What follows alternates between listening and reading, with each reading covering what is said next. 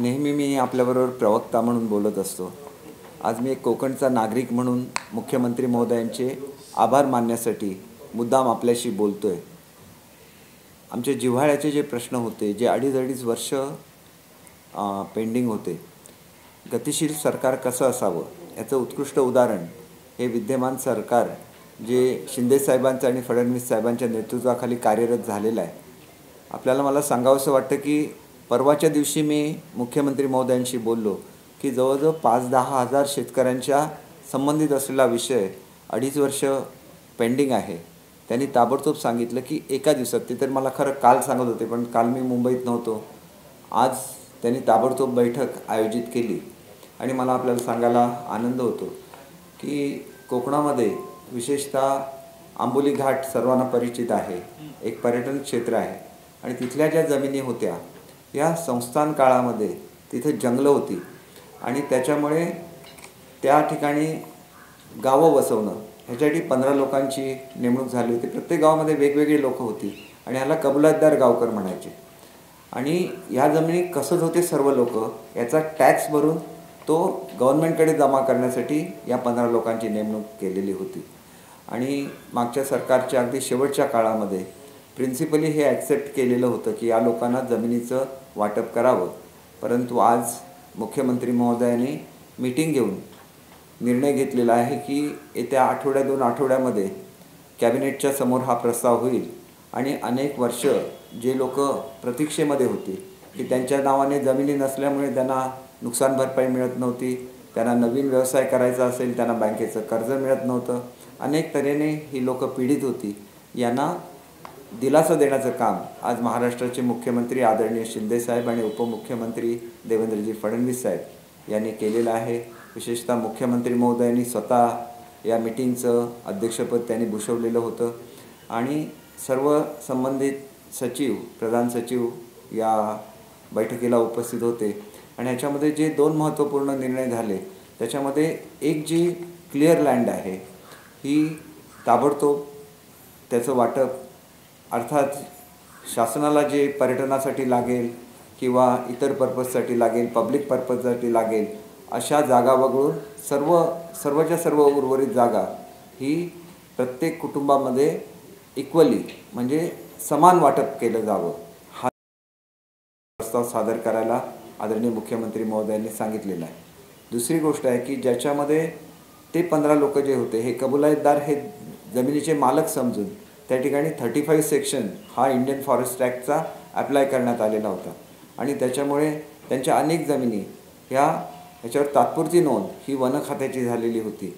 याच्या संदर्भात सुद्धा तातडीने वन विभाग आणि लॉ अँड ज्युडिशरीने याची पाहणी करून ही जी जमीन आहे ज्याच्यामध्ये आयडेंटिफाईड फॉरेस्ट जे असतं त्याच्यामध्ये त्याचे मालक खाजगी असू शकतात आणि ते गृहीत धरून प्रस्ताव हा सादर करण्याचे त्यांनी तातडीने आदेश दिलेले आहेत.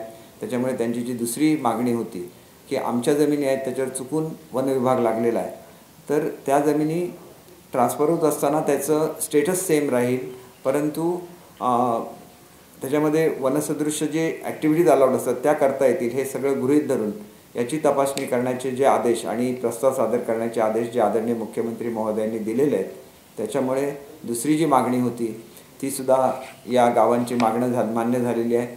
आणि 3 गावांचा हा प्रश्न होता, त्याच्यापैकी आंबोली आणि गेळे 2 गावांच्या जमिनीचं वाटप हे सर्व गावातले जे शेतकरी आहेत त्यांना केलं जाईल आणि चौकशीची स्वतंत्र बैठक घेण्यासाठी त्यांनी मला सांगितलेलं आहे की तुम्ही स्वतः चला, प्रधान सचिव महसूल आणि मुख्यमंत्री महोदयांचे जे प्रधान सचिव आहेत हे दोन्हीही लवकर चौकुळ गावाला भेट देतील, तिथली बैठक घेतील आणि तिथलासुद्धा प्रश्न सोडवतील.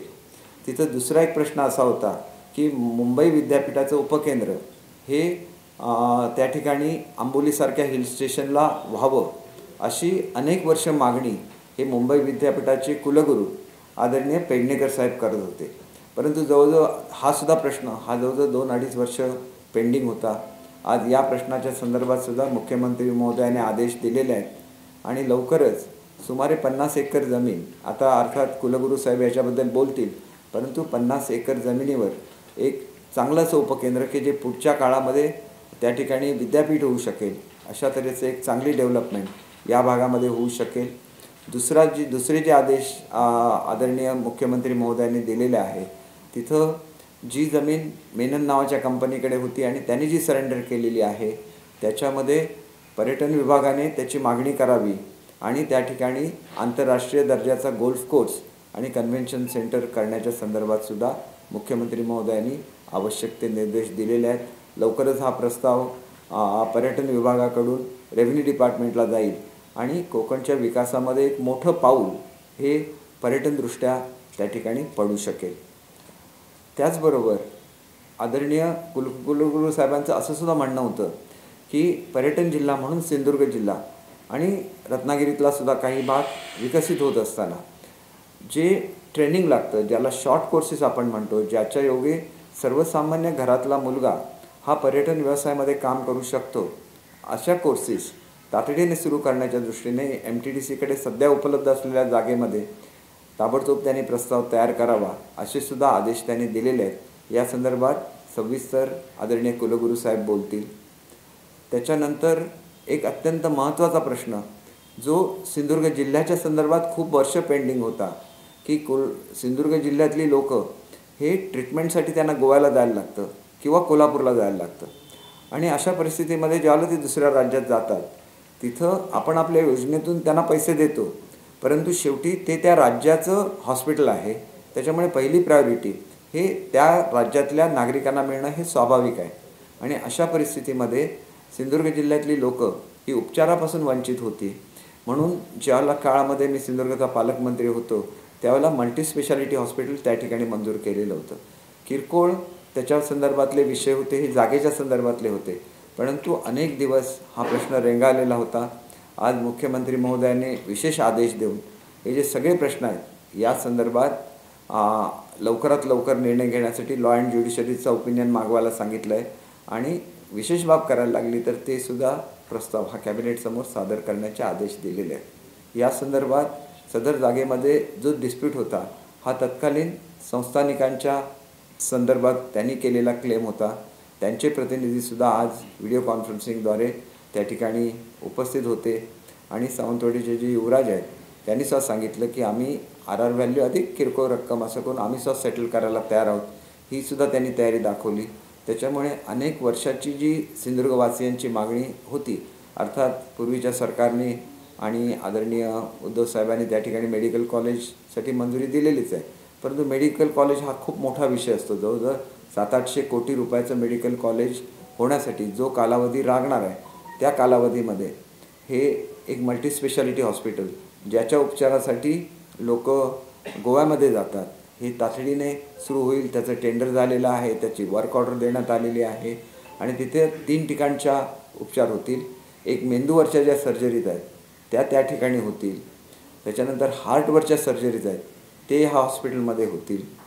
त्याच्यानंतर युरोलॉजीच्या संदर्भात ज्या सर्जरी असतील त्या या हॉस्पिटलमध्ये होतील आणि कॅन्सरच्या संदर्भातल्या ज्या सर्जरीज आहेत त्यासुद्धा या हॉस्पिटलमध्ये होतील. म्हणजे सर्वसाधारणपणे कोकणच्या जनतेला न्याय देत असताना रत्नागिरी जिल्ह्यामध्ये याची सुविधा चिपळूणला आहे, परंतु सिंधुदुर्ग जिल्ह्यामध्ये अशा तऱ्हेच्या सुविधा नव्हत्या आणि त्याच्यासाठी तातडीने म्हणजे जवळजवळ 2-2.5 वर्ष हा पेंडिंग प्रश्न राहिलेला होता. तातडीने मुख्यमंत्री महोदयांनी याच्यामध्ये लक्ष घातलं आणि माझी खात्री आहे की ज्याला हा प्रस्ताव जाईल कॅबिनेटच्या समोर त्याला उपमुख्यमंत्री साहेबांचं सुद्धा खूप प्रेम हे सिंधुदुर्ग जिल्ह्यावर आहे आणि त्याच्यामुळे एक आशेने आम्ही सुद्धा त्या निर्णयाकडे बघतोय. लवकरच हा निर्णयसुद्धा आणि ते सादर करायला सांगितलं त्याच्यावरती एक चांगला निर्णयसुद्धा होऊ शकेल. मी सर्व सिंधुदुर्ग जिल्ह्यातल्या नागरिकांच्या वतीने मी मुख्यमंत्री महोदयांचे, उपमुख्यमंत्री महोदयांचे आणि सर्व जे ज्येष्ठ सचिव आहेत सर्वांचा आभार मानतो आणि त्याच्याचबरोबर मी आदरणीय मुख्यमंत्री महोदयांना विनंती केलेली आहे की सिंधुदुर्ग जिल्ह्याला प्रचंड स्कोप हा पर्यटनामध्ये पर्यटनाच्या संदर्भातले अनेक विषय हे पेंडिंग आहेत. विशेषतः भारतातली पहिली पाणबुडी याला पैसे देऊन आता जवळजवळ 3-4 वर्ष झालेली आहेत.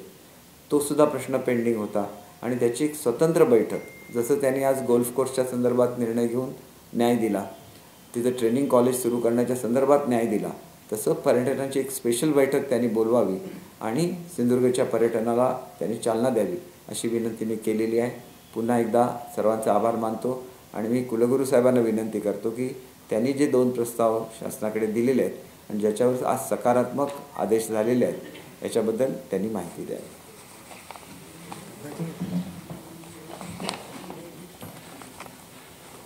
नमस्कार.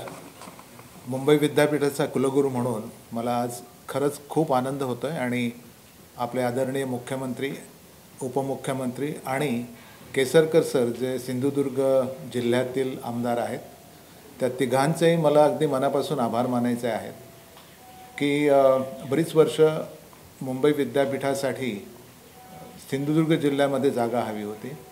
आपणा सर्वांना कल्पना असेल की महाराष्ट्र विद्यापीठ कायद्यानुसार प्रत्येक जिल्ह्यामध्ये विद्यापीठाचं स्वतंत्र उपपरिसर असावं अशी तरतूद आहे आणि त्या दृष्टीने ठाणा, रत्नागिरी इथे झालेलं आहे आणि सिंधुदुर्ग आम्ही काही महिन्यापूर्वी सुरू केलं, पण ती एक भाड्याची जागा घेऊन केलेलं आहे आणि त्यासाठी अतिशय चांगल्या ठिकाणी म्हणजे आंबोली ठिकाणी जिथे बायोडायव्हर्सिटीसाठी अतिशय सुंदर जागा आहे आणि आता आपले जे भारताचं नवीन शैक्षणिक धोरण सुरू झालेलं आहे त्या दृष्टीने नवीन नवीन कोर्सेस इथे करता येईल, संशोधन करता येईल आणि त्यासाठी 50 एकर जागा विद्यापीठाला मिळावी आणि केसरकर सरांनी तिथेही एक सूचना दिलेली आहे.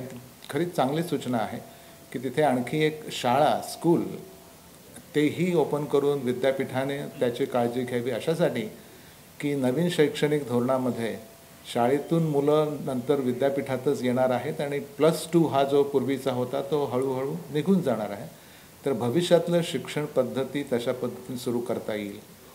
दुसरा एक निर्णय आजच्या बैठकीमध्ये झाला आणि त्यामुळे त्यांचंही अभिनंदन मला परत करायचं आहे की आंबोली घाटामध्ये जे MTDCची जागा आहे, एक चांगली प्रॉपर्टी आहे, वापर तेवढा होत नाही आहे, पण तीही MTDC बरोबर मुंबई विद्यापीठ करार करून नवीन वेगवेगळे कोर्सेस कसे सुरू करता येतील, शॉर्ट टर्म, लाँग टर्म आणि आता जसे केसरकर सर म्हणालेत की पर्यटनासाठी सिंधुदुर्ग जिल्ह्यासारखा दुसरं स्थान नाही आहे, तर तिथे मुलांना तशा पद्धतीने तयार करून त्यांची शहराकडे जी ओढ असते ती कमी करणं आवश्यक आहे आणि त्या दृष्टीने मुंबई विद्यापीठाने बरेच कोर्सेस सुरू केलेले आहेत.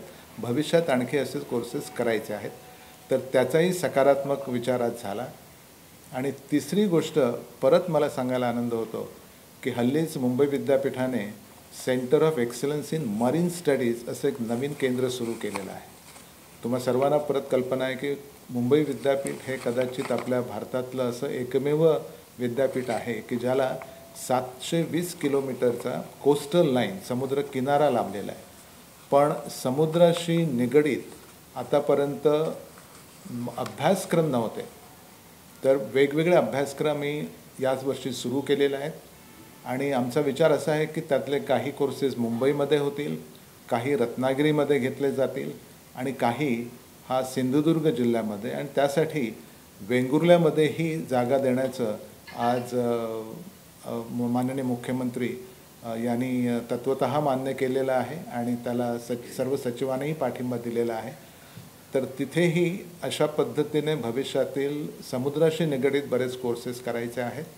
तर ह्या तिन्ही दृष्टीने मुंबई विद्यापीठ आणि सिंधुदुर्ग जिल्ह्यामध्ये होणारी प्रगती आणि मला आनंद खास अशासाठी होतो की मीही सिंधुदुर्ग जिल्ह्यामधलाच आहे आणि मी मुख्यमंत्री महोदयांना विनंती केली की माझाही टेन्युअर संपायला आता एक साधारणपणे 2 महिने राहिलेले आहेत, पण त्याच्या अगोदर ह्या गोष्टी झाल्या तर एक समाधान मला होईल. आणि आजच म्हणजे बऱ्याच मीडियामध्ये आलेलं आहे की जेव्हा मी मुंबई विद्यापीठाचा कारभार हाती घेतला होता त्यावेळी आपलं भारतातलं मुंबई विद्यापीठाचं रँकिंग हे 150 ते 200 या दरम्यान होतं, पण नंतर हे रँकिंग सुधारत आत्ता कालच जे रँकिंग आपलं डिक्लेअर झालेलं आहे NRF त्याच्यामध्ये 150 ते 200 स्थानावरून आपण 45 स्थानावर आलेलो आहोत आणि याचा खरा आनंद मला होतो याच्यासाठी की सर्व श्रेय माझ्या सर्व सहकाऱ्यांचं आहे आणि अशीच प्रगती मुंबई विद्यापीठ अधिकाधिक करणं आवश्यक आहे आणि ती होईल. आणि NAAC रँकिंगमध्ये A++ 3.65 मिळवून महाराष्ट्रात आपण सर्वप्रथम आहोत. देशातही वरचं स्थान आहे. त्यामुळे मुंबई विद्यापीठाकडून आपणा सर्वांची जी अपेक्षा आहे आणि आपण सर्वजण मुंबई विद्यापीठाचेच विद्यार्थी असणार आहात, तर अधिकाधिक NEP 2020 म्हणजे नॅशनल एज्युकेशन पॉलिसी 2020ला अनुसरून वेगवेगळे उपक्रम सुरू करणं आणि विद्यार्थ्यांना अधिक स्कोप देणं आवश्यक आहे. आणि त्या दृष्टीने कोस्टल लाईन आणि सर्व जिल्ह्यातील विद्यार्थ्यांना तिथेच राहून एक केवळ नोकरी नाही तर स्वतःच्या पायावर उभं राहून व्यवसाय कसे करता येऊ शकतील त्या दृष्टीचं शिक्षण हे मुंबई विद्यापीठातून देणं आवश्यक आहे. त्याला सुरुवात झालेली आहे आणि आम्ही ते करू. धन्यवाद.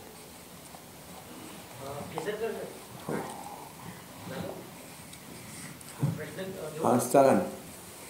राष्ट्रपती निवडणूक झाल्या शपथविधी ठरतोय असं कळतंय. 20 तारीख त्यासाठी ठरवलेली आहे.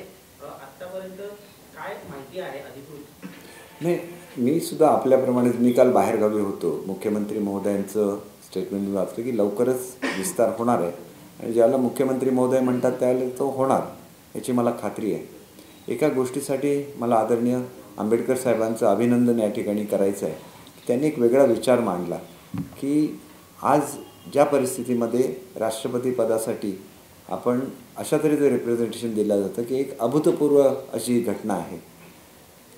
जे रिप्रेझेंटेशन द्रौपदी मुर्मू मॅडमना देण्यात आलेलं आहे आणि त्याच्यामुळे ही बिनविरोध व्हावं असा विचार त्यांनी मांडलेला आहे.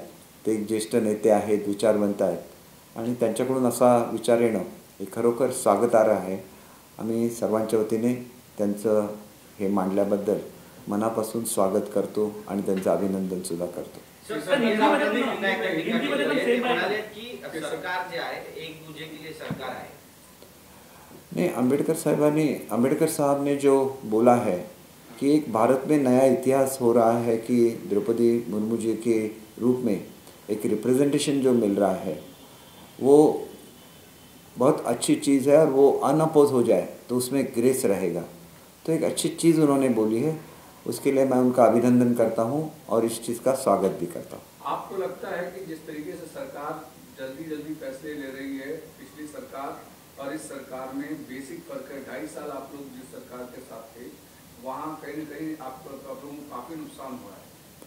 नहीं, मैं ऐसे नहीं बोलूँगा क्योंकि वो कोरोना का भी काल था, लेकिन गतिशीलता लाने के लिए एक यूथ विगर जो होता है कि एक बहुत ज़ोर से काम करना पड़ता है, तो गतिशीलता आनी चाहिए, ऐसे हमारा सबका कहना था. जैसे मैंने अभी ये प्रेस में बोल दिया है कि हमारे जो प्रश्न थे, जो जनता से रिलेटेड प्रश्न थे, वो 2.5 साल तक नहीं हो सके, तो उनके लिए समय देना पड़ता है.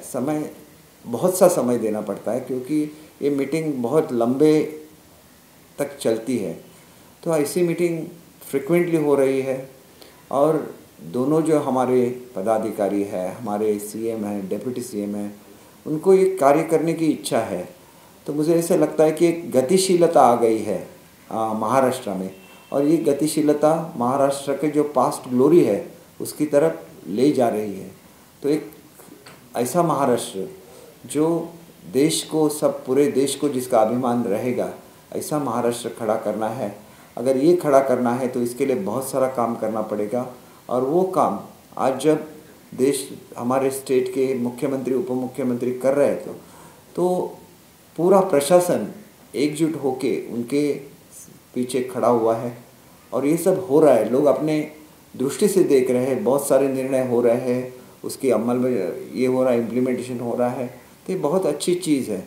तो हम ऐसा चाहते हैं कि ऐसे ही चलता रहे और महाराष्ट्र आगे चल के जो एक प्रगतिशील राज्य माना जाता है, सबसे प्रगतिशील राज्य माना जाता है भारत का, वो वही पोजीशन पे रहे, उससे भी आगे निकल जाए, ऐसे हम सबको लगता है. पिछले चार कैबिनेट में जिस तरीके के निर्णय लिए गए, खासकर 3 जो वर्किंग कैबिनेट थे उसमें जितने ज़्यादा निर्णय लिए गए जन उपयोगी, उसको देख करके आपको लगता है कि पिछले 2.5 साल जिस तरीके से निर्णय होने चाहिए थे, जो काम किया जाना चाहिए था, वो नहीं हो पाया और उसके कारण महाराष्ट्र पीछे हुआ? नहीं, देखिए, कोरोना के वजह से तो पूरे भारत में ये स्थिति थी कि फर्स्ट प्रायोरिटी प्राइम मिनिस्टर साहब की भी कोरोना पे मात करनी थी और जिस तरह से उन्होंने वैक्सीन का सप्लाई सब स्टेट को किया, इसकी सराहना पूरा विश्व कर रहा है। और कोरोना के बाद एक ऐसी स्थिति आ जाती है कि जो हम लोग गंवा चुके हैं उसको हासिल तो करना ही है, लेकिन इससे और बहुत आगे निकलना है।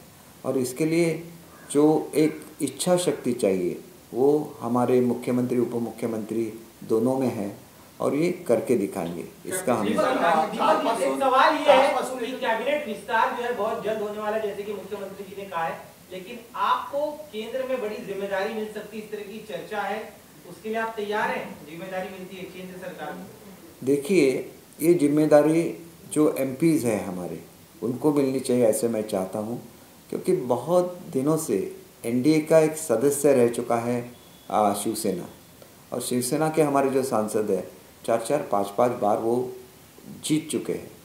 कोई अगर रिस्पॉन्सिबिलिटी दे ही देता है तो कोई ना नहीं बोल सकता, क्योंकि ये बहुत बड़ी हस्तियाँ रहती है जो आपको ये बोलती है। लेकिन मुझे ऐसे लगता है कि जो हमारे एमपीज़ हैं उनमें काफ़ी काबिलियत है, वो ये काम कर सकते हैं, और शिवसेना को एनडीए का एक सहयोगी सदस्य होना चाहिए। महाराष्ट्र में जो हुआ वो राष्ट्रीय स्तर पे भी होना चाहिए, ऐसे मानने वाले कार्यकर्ताओं से मैं एक हूँ। और अगर ऐसे हो गया तो हम सबको बहुत खुशी होगी कि जो 25 साल पुराने दोस्त है, 25 साल पुराने दोस्त पार्टियां हैं जो समविचार की है, अगर इकट्ठा आती है और भारत के विकास में अपना सहयोग देती है तो इससे बड़ी खुशी हमारे लिए क्या होगी। सर, आपने कहा कि शिवसेना के सांसद है उन्हें मौका मिलना चाहिए जो कई टर्म से जीत के आए, इसका अर्थ बताइए कि शिंदे गुट में इस समय कितने शिवसेना के सांसद हैं? देखिए, हम तो शिवसेना ही है ना, हम बार बार बोल रहे हैं हम शिवसेना है। तो जो 18 एक चीज माफ आपको टोक रहा हूं, मतलब जो 19 सांसद हैं, 19 में से कितने सांसद इस समय मुख्यमंत्री जी के साथ हैं? हम ऐसा चाहते कि सब सांसद इकट्ठा रहे, सब एमएलएज भी इकट्ठा रहे, आगे चल के शिवसेना इकट्ठा रहे, उस पर हमारे जो पक्ष प्रमुख है उनका आशीर्वाद रहे। मैं तो खुद ऐसा चाहता हूँ कि जो बाला साहब का रोल था कि एक आशीर्वाद देने का, एक शक्ति, ऐसी शक्ति बनने का जो ऊर्जा दे दे, और वो कैपेसिटी उद्धव साहब में है। उनके आशीष हमेशा मिलते रहे, उनका सपोर्ट मिलता रहे इस गवर्नमेंट को। और एक बार फिर शिवसेना भाजपा की जो युति है, जो पूरे भारतवर्ष के लिए एक उदाहरण था कि 25 साल ये युति चली और उसमें कोई भी ये नहीं हुआ। 25 साल के बाद अलग अलग इलेक्शन किया गया, फिर भी इकट्ठा आ गए। उस वक्त अगर एक दूसरे के खिलाफ इलेक्शन लड़के इकट्ठा आ सकते हैं, तो इस बार का इलेक्शन तो हमने इकट्ठा ही किया था, फिर इकट्ठा क्यों नहीं आ सकते, ये हमारा सवाल है। और जो सातत्याने रेफरन्स दिला जातोय, मुख्यमंत्र्यांच्या अकार्यक्षमतेवरती बोट ठेवलं जातंय, निर्णय होत नव्हते। काल अब्दुल सत्तार असतील, आज तुम्ही सांगताय की नवीन मुख्यमंत्री धडाडीने निर्णय घेण्यास तत्परता आहे, सर्वसामान्यांचे विषय मागे लागतात। अकार्यक्षमतेचा आरोप कोणावरही लावलेला नाही, मला अत्यंत नम्रपणे सांगायचं आहे। मी करोनाच्या काळाबद्दल बोललो। करोनावर मात करणं हे जसं आदरणीय पंतप्रधान महोदयांचं जगामध्ये सगळीकडे कौतुक झालं, तसंच महाराष्ट्राचं कौतुकसुद्धा जगभर झालं। आणि त्याच्यामुळे एक चांगला मुख्यमंत्री कसा असावा हे सुद्धा उद्धव साहेबांनी दाखवून दिलं। परंतु बरोबरचे जे मित्रपक्ष असतात त्यांनीसुद्धा त्याच स्पीडने काम करायला लागतं। म्हणजे आत्ता मी तुम्हाला प्रश्न सांगितले, 2.5 वर्ष पेंडिंग होते, हे कोणाकडे होते? तर ती डिपार्टमेंट, काही डिपार्टमेंट काँग्रेसकडे होती, काही राष्ट्रवादीकडे होती। आणि त्याच्यामुळे असं होतं की या सगळ्या परिस्थितीमध्ये जो निर्णय घ्यायला उशीर होत होता। मी तुम्हाला साधं एक उदाहरण देतो की आमच्याकडे पर्यटनाला खूप स्कोप असतो। एक कंपनी आहे जी 4,000 कोटीची गुंतवणूक, 4 ते 5,000 कोटीची गुंतवणूक सिंधुदुर्ग जिल्ह्यामध्ये करणार होती पर्यटन क्षेत्रामध्ये। एकतर त्यांना वर्ष 1.5 वर्ष अपॉइंटमेंटच नाही मिळाली, आणि ज्याला अपॉइंटमेंट मिळाली त्याला त्यांना 3 तास बसवून ठेवण्यात आलं, आणि 3 तास बसवल्यानंतर 5 मिनिटाचा वेळ देण्यात आला। शेवटी असं होतं की या लोकांचे जे गुंतवणूकदार असतात ते परदेशामधले असतात, त्यांना वेळ आणि निर्णय आणि जे डिस्कशन असतं ह्याच्या बाबतीत ते अत्यंत जागरूक असतात। खरं तर हे डील रद्द करा असे त्यांचे परदेशी गुंतवणूकदार म्हणत होते, पण मी कशीबशी त्यांची समजूत घातली, आणि लवकरच माझी खात्री आहे की आज ज्यावेळेला आमची पर्यटनाच्या संदर्भात बैठक आदरणीय मुख्यमंत्री महोदय घेतील त्याला अशा तऱ्हेचे जे मोठ्या मोठ्या गुंतवणुका असतात त्याला ते प्रायोरिटी देतील। मला असं सुद्धा मी बघितलेलं आहे पूर्वीच्या काळामध्ये की एक 40,000 कोटीची गुंतवणूक महाराष्ट्रामध्ये होणार होती आणि ते आल्यानंतर मुख्यमंत्री महोदयांनी त्यावेळेचे फडणवीस साहेब होते ताबडतोब वेळ दिली, पण ते सचिवांच्याकडे गेल्यानंतर त्यांना 1 तासभर उशीर झाला. दुसऱ्या दिवशी ते कृष्णपट्टमला तो प्रोजेक्ट गेला आणि त्या राज्याचे मुख्यमंत्री यांच्याकडे दुसऱ्या दिवशी सकाळी त्यांचा ब्रेकफास्ट झाला. जग एवढं ॲडव्हान्स्ड असतं आणि जगामध्ये हे निर्णय एवढे फास्ट घेतले जात असतात की आम्ही गतिशीलता नाही ठेवली तर महाराष्ट्रामधले येणारी गुंतवणुकीच्या घोषणा होतील, परंतु प्रत्यक्षात त्याची अंमलबजावणी होणार नाही. आणि म्हणून ही कोणावर टीका नाही, ही टीका नाही. आम्ही शिकलेलो आहोत 2.5 वर्षामध्ये की आम्ही शिकलेलो जे आहोत त्याच्यावर विचार केला पाहिजे आणि त्याच्यावर अंमलबजावणी केली पाहिजे असं मुख्यमंत्री उपमुख्यमंत्र्यांनीचं धोरण आहे आणि त्यांनी दोघांनीही कोणावरही कसलीही टीका केलेली नाही. आम्ही आमचे जे प्रिन्सिपल्स आहेत, आमची जी आयडिओलॉजी आहे याच्यासाठी आम्ही वेगळे झालेलो आहोत. आम्हाला परफॉर्मन्स पाहिजे आणि तो परफॉर्मन्स आम्ही ज्या पक्षांबरोबर आघाडी केलेली होती त्यांच्यासोबत राहून तो परफॉर्मन्स होत नाही. तो परफॉर्मन्स व्हायचा असेल तर केंद्र आणि राज्य शासनाचं कोऑर्डिनेशन लागेल. त्या कोऑर्डिनेशनमध्ये सुद्धा कुठेतरी कमतरता होती. या सगळ्या विषयाची लक्षात घेता मोठे मोठे प्रकल्प येतात, त्यांना पर्यावरण खात्याची मंजुरी लागते, केंद्र शासन ती देतं.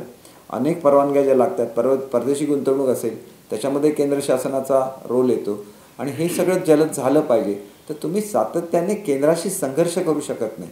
राज्य कुठल्याही पक्षाचं असून दे, केंद्र हे लोकशाहीने निवडून दिलेलं एक केंद्रस्थान आहे, त्याच्याशी आपण कोऑर्डिनेशन केलं पाहिजे. ही जर भूमिका आपण ठेवली नाही तर आपलं जे फेडरल स्ट्रक्चर आहे की आपण राज्य आणि केंद्राचा जो समन्वय आहे त्याच्यामध्ये कुठेतरी बाधा येते आणि मग देशाच्या हिताच्या दृष्टीने अशी बाधा नसते. आणि म्हणून मला असं म्हणायचं की कोणावर टीका करण्यापेक्षा आपण पुढे होऊन चांगला महाराष्ट्र घडवूया, ती कमिटमेंट आपल्या मुख्यमंत्री उपमुख्यमंत्र्यांची आहे आणि आपण सर्वजण त्यांच्या पाठीमागे उभं राहूया.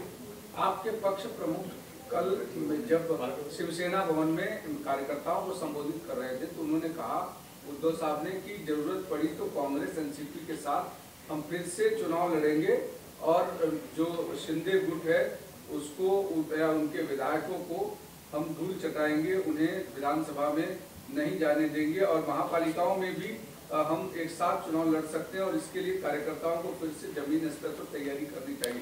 आपका कॉन्ट्राडिक्शन और उनका किस तरीके से? देखिए, पक्ष प्रमुख पे जो बोलते हैं उसको कॉन्ट्राडिक्ट करना ये मैं मुझ जैसे छोटे से कार्यकर्ता को शोभा नहीं देता. लेकिन एक चीज़ तो मैं हमेशा कहना चाहूँगा कि हम बाला साहब के विचारों पे चलते हैं. बाला साहब ने बोला था कि अगर मैं लास्ट पर्सन भी होगा तो मैं कांग्रेस के साथ समझौता नहीं करूँगा, कांग्रेस के साथ कभी भी नहीं जाऊँगा, मैं अपनी विचारधारा को आगे लेके चलूँगा. अकेला मैं वो झंडा जो उनका है, वो सैफ्रॉन कलर का झंडा है, उसको लेके मैं आगे चलूँगा. तो हम उनके विचारों पे चलते हैं. पक्ष प्रमुख क्या बोलते हैं, वो बहुत बड़े हैं, वो कुछ भी बोल सकते हैं, लेकिन वो बाला साहब की विचारधारा थी या नहीं इस पर मैं बात कर सकता हूँ. पक्ष प्रमुख के खिलाफ मैं बात नहीं कर सकता हूँ. तो हमने पहले ही बोला है कि हम बाला साहब के विचारधारा पे चलेंगे. मोदी साहब आज जो नेतृत्व कर रहे हैं भारत का, जिसकी सराहना पूरे विश्व में हो रही है, तो उनका भी आशीर्वाद इस सरकार को है. तो आगे चल के एक अच्छा महाराष्ट्र बन के दिखाना है. और अगर मैं कुछ कॉन्ट्राडिक्टरी स्टेटमेंट करूँगा तो हमारे पक्ष प्रमुख भी, उनको दुख लगेगा कि ये मुझ पर इतना प्रेम करने वाला कार्यकर्ता था, ये कैसे बोल रहा है.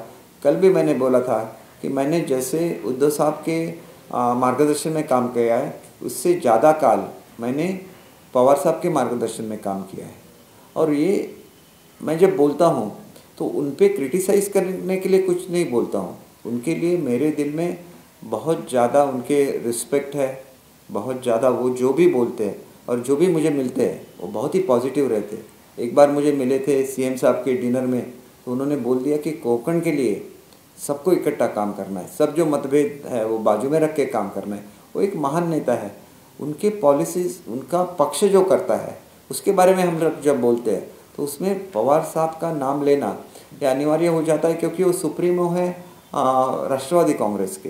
तो मैंने एक ऐसे तय किया है कि आगे चल के पवार साहब के जिसमें इन्वॉल्व हो कि उसके बारे में मैं कुछ भी स्टेटमेंट नहीं करूँगा, क्योंकि वो अगर मैं उनको गुरुस्थान पे मानता हूँ तो मैंने इसलिए अपॉलॉजीज़ भी किया, जाहिर की थी, जाहिर अपॉलॉजीज़ भी दी थी.